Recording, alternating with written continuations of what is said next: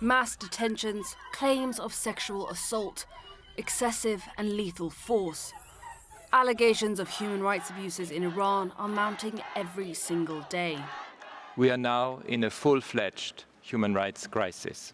It's these allegations that are now being investigated by a recently established UN fact-finding mission. But with the Iranian regime calling the mission completely biased and already rejecting any prospect of cooperation, the road to securing true accountability could prove long and difficult. The first report they will look at the international community to find an assessment that leads to accountability for violations will be the report of this commission.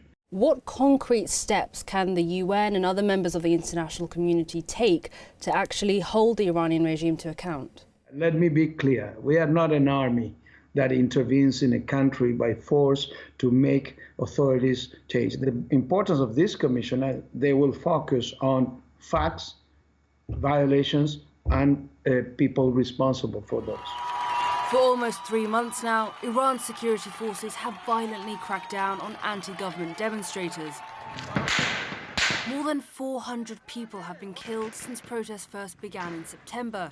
That's according to the Norway-based Iran Human Rights Organization.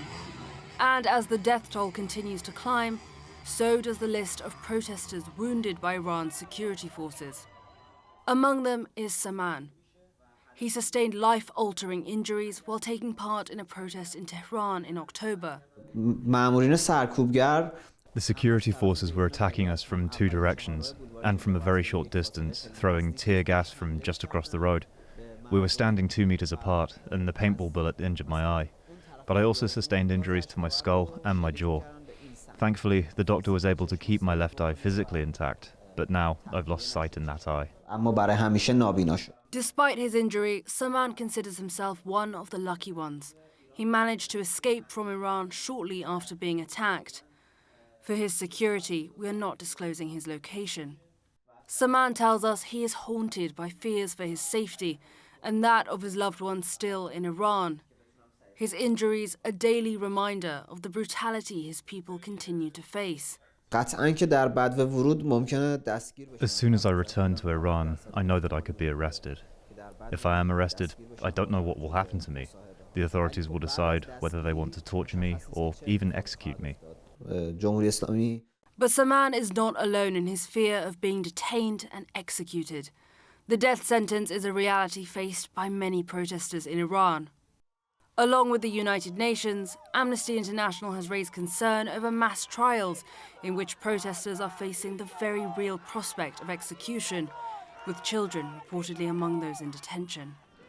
And while the UN investigation is already underway, it could take months before a formal report is finally published. The question now is whether the UN's findings will be enough to prompt tougher action by the international community or even change from within Iran. Bashir, CNN, London.